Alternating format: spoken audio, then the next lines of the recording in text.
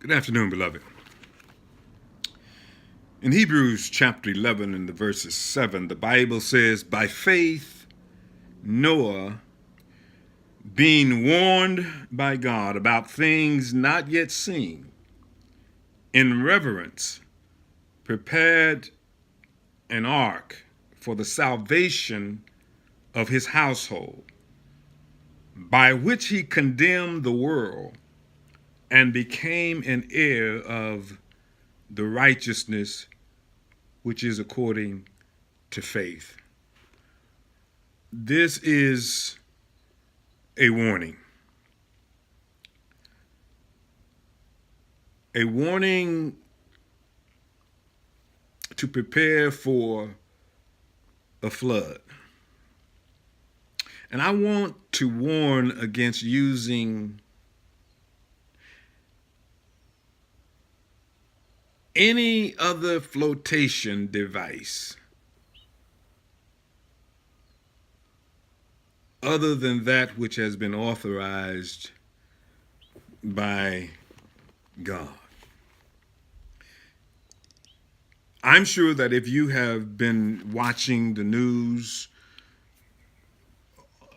or just looking at what's going on in our world in terms of the climate, and you have noticed, you can't help but to have noticed all of the floods, that catastrophic flooding that is taking place globally. This is not just isolated in one place in the world, but globally we had catastrophic floods. And when you see pictures on television or magazines or on wherever about these floods, you often see people in various kinds of flotation devices. Sometimes you'll see them on a raft or on a motorboat or in a paddle boat or in a rubber dinghy. But all these kinds of flotation devices to escape the flood. And while they may increase your chances of surviving in a flood, none of these flotation devices would have worked, would have been of any good, no account in the flood that Jesus mentions in Matthew 24, when he says, for the coming of the Son of Man, Matthew 24 and verse 37, for the coming of the Son of Man will be just like the days of Noah. For as in those days which were before the flood, they were eating and drinking, they were marrying and giving in marriage until the day that Noah entered the ark. I was just thinking about Jesus comparing those folk then to the folks that are living now, or the folks that would be living at the coming of the Son of Man, at the end of the age. And you often think about, well, why didn't these people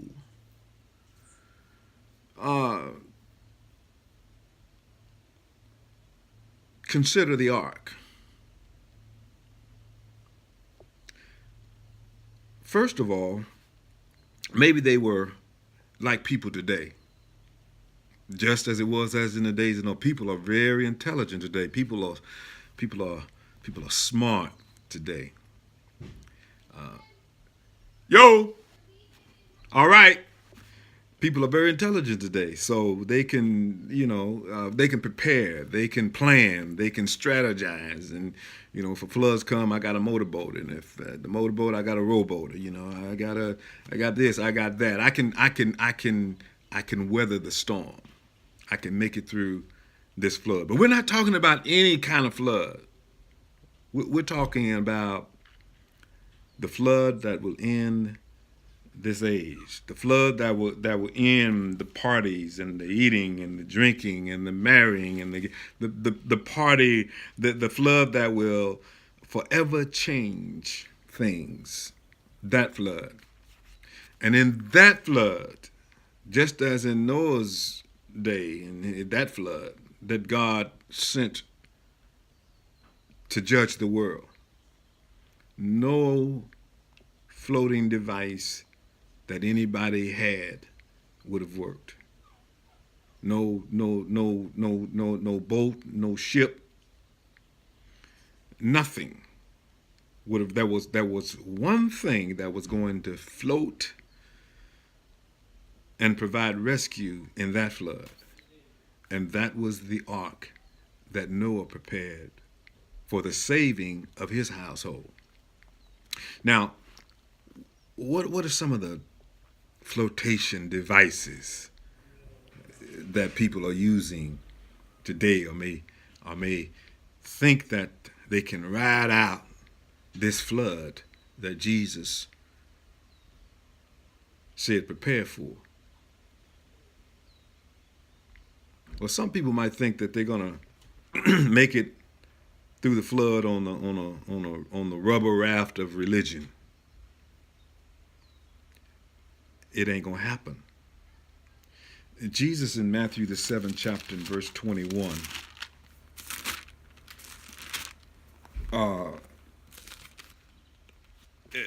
talks to some people who thought they were going to appear to think that they could just have any kind of floating device. The rubber raft of religion would take them through the flood.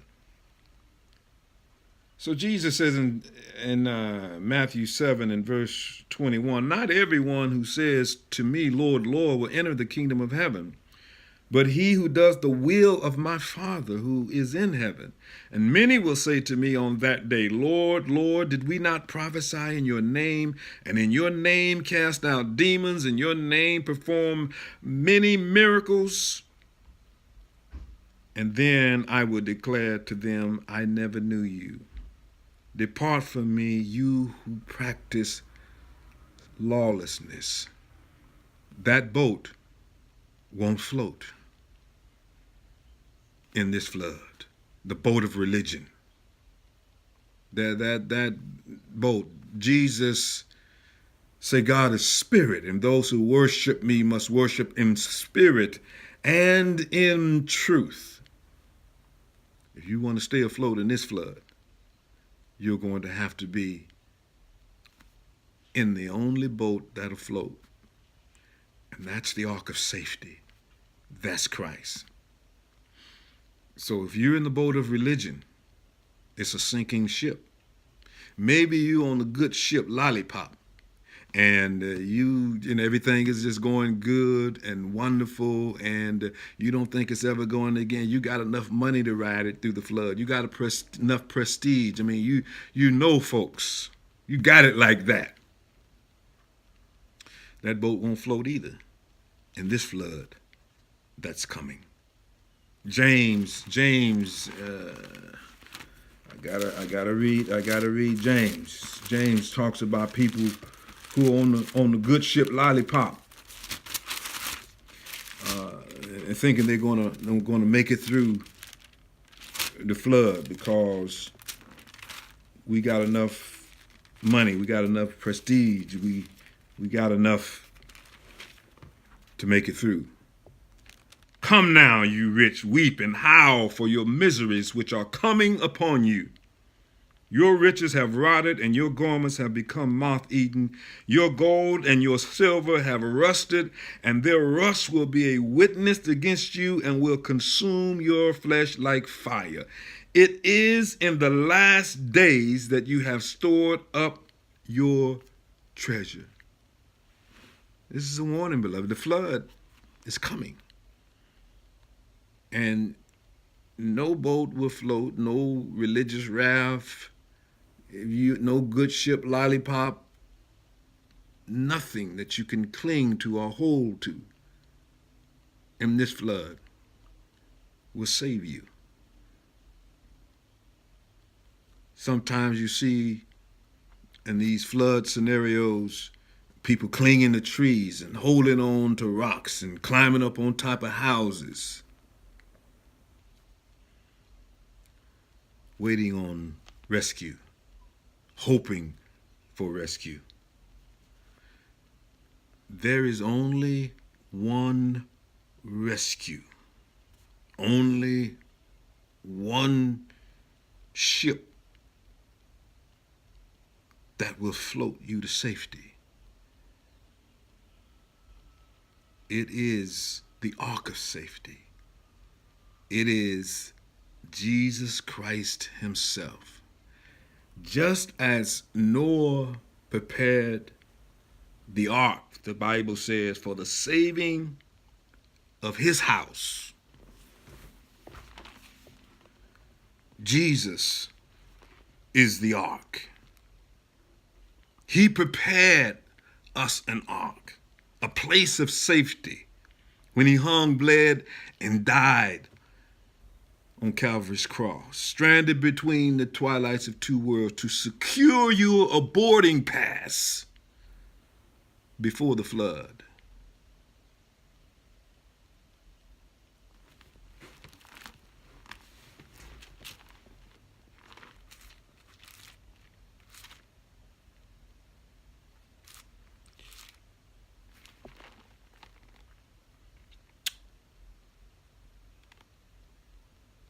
1 Peter 3:20 talks about the patience of God waiting in the days of Noah while he was constructing the ark, while he was preparing for the flood, while he was preparing to bring his family safely through the judgment of the flood that would end his generation. Jesus has prepared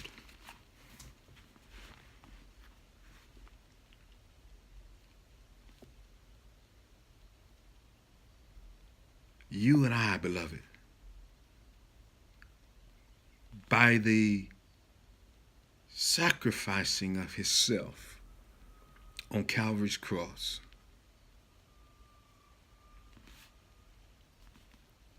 And if you are depending on anything else to carry you through this flood that is coming, that is upon us, if you are not on the solid, if you're not anchored in Christ,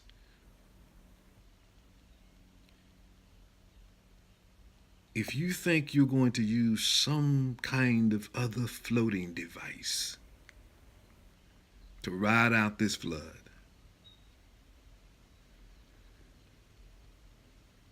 you are sadly mistaken.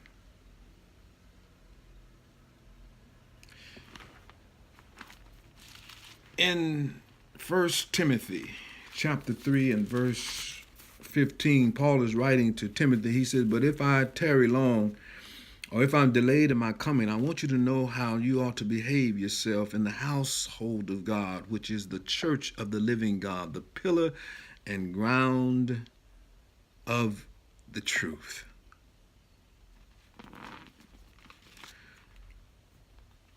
Jesus is the way, the truth, and the life, beloved.